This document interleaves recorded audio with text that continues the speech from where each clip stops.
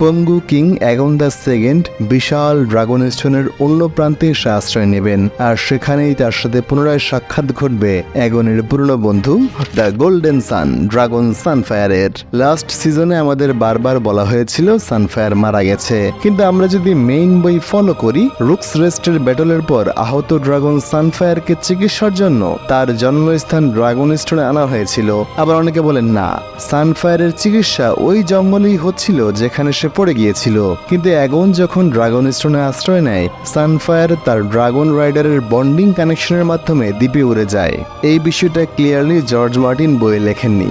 যদিও ওয়েস্টারেসের সবচেয়ে সুন্দর, উজ্জ্বল, সূর্যের মতো আলোকিত, চোখ ধাঁধানো সেই রং প্রায় পুরোটাই হারিয়ে ফেলেছিল সানফায়ার, মাটি থেকে অল্প একটু উড়েই সে ক্লান্ত হয়ে পড়তো। ঠিক তার রাইডার কিং অ্যাগনের মতোই সানফায়ারও পঙ্গু হয়ে যাচ্ছিল। কিন্তু ড্রাগন স্টোনের ম্যাজিক, অথবা হয়তো অ্যাগনের প্রয়োজন বুঝেই অল্প অল্প করে সেরে উঠছিল সানফায়ার। অ্যাগন প্রায় তাকে নিয়ে আকাশে ওড়ার প্র্যাকটিস করত।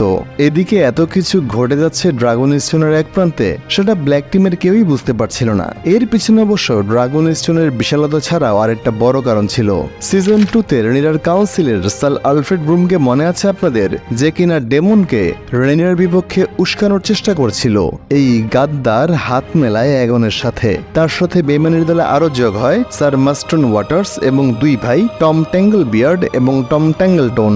এর মধ্যে হয় কি, পেন্টোস থেকে ভলান্টিসে একদল নাবিক যাচ্ছিল, কিন্তু সামুদ্রিক ঝড়ের কবলে পড়ে তারা ড্রাগন স্টোনে আশ্রয় নেয়। তারা প্রাসাদে এসে জানায় ড্রাগন স্টোনের অন্য প্রান্তে তারা দুটো ড্রাগনকে লড়াই করতে দেখেছে আকাশে। এর মধ্যে ধূসর রঙের ছোট্ট ড্রাগনটি মারা গেছে। এই কথা শুনে সবাই বুঝতে পারে ওয়াইল্ড ড্রাগন গ্রেগোস্ট মারা গেছে। বেলা টারগারিয়েনের ইচ্ছা ছিল বিষয়টা সে দেখতে যাবে, কিন্তু তখনকার ক্যাসল যার দায়িত্বে ছিল সেই বৃদ্ধ স্যার রবার্ট কুইন্স বলে, নিশ্চয়ই অন্য ড্রাগনটি ভয়ানক ওয়াইল্ড ড্রাগন ক্যানিবেল, কোনো প্রয়োজন নেই ওই স্থানে যাবার। আসলে বইয়ে বেলার বয়স মাত্র 14 বছর এবং সে মাত্রই মুন ড্যান্সারে উঠে প্র্যাকটিস করছে। মেইন শোয়ে বেলা এবং রেনার বয়স বেশ বাড়ানো হয়েছে। যাই হোক, আসল কাহিনী হলো ওয়াইল্ড ড্রাগন ক্যানিবেল নয়, গ্রে গোস্টকে মেরে খেয়েছিল অ্যাগনের ড্রাগন সানফায়ার। অর্থাৎ ধীরে ধীরে সানফায়ারের শক্তি কতটা ফিরে আসছিল আপনারা বুঝতেই পারছেন।